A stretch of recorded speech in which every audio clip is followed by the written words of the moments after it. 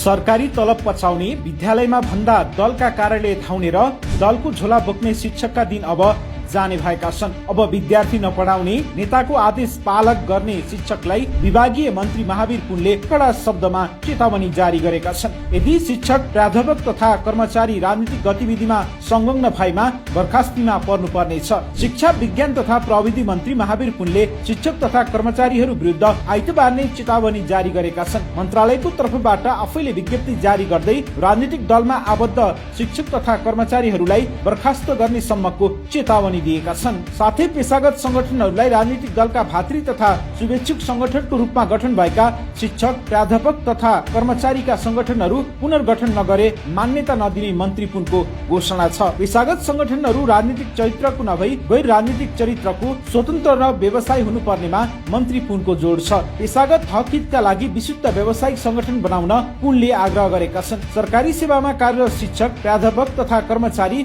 व्यवस्थापन सम्बन्धी ऐनहरूले कर्तव्य, नैतिक दायित्व तथा आचरणको प्रबन्ध गरेको मन्त्री पुनले स्मरण गराएका छन्। कुनै पनि पेशागत ऐनहरूले त्यस्तो सेवामा कार्यरत कसैलाई पनि पेशागत हक हित र अधिकार प्राप्तिका लागि सौदाबाजी गर्ने बाहेक अन्य कुनै पनि राजनीतिक गतिविधिमा संलग्न हुने छुट नदिएको र यदि राजनीतिक गतिविधिमा संलग्न भएको पाइएमा पदबाट बर्खास्त गर्ने सम्मको कानूनी व्यवस्था रहेको पनि शिक्षक, प्राध्यापक र कर्मचारीहरूलाई सचेत गराएका छन्। नेपाल शिक्षक महासंघ र महासंघ आबद्ध विभिन्न पेशागत संगठनहरू विश्वविद्यालयका प्राध्यापक तथा कर्मचारीहरूले पेशागत कर्तव्य, नैतिक दायित्व र पेशागत आचरण विरुद्ध हुने गरी राजनीतिक गतिविधिमा संलग्न हुँदा शैक्षिक गुणस्तर खस्कँदै गएको जनगुनासो प्रति आफ्नो ध्यानकर्षण भएको विज्ञप्तिमा उल्लेख छ।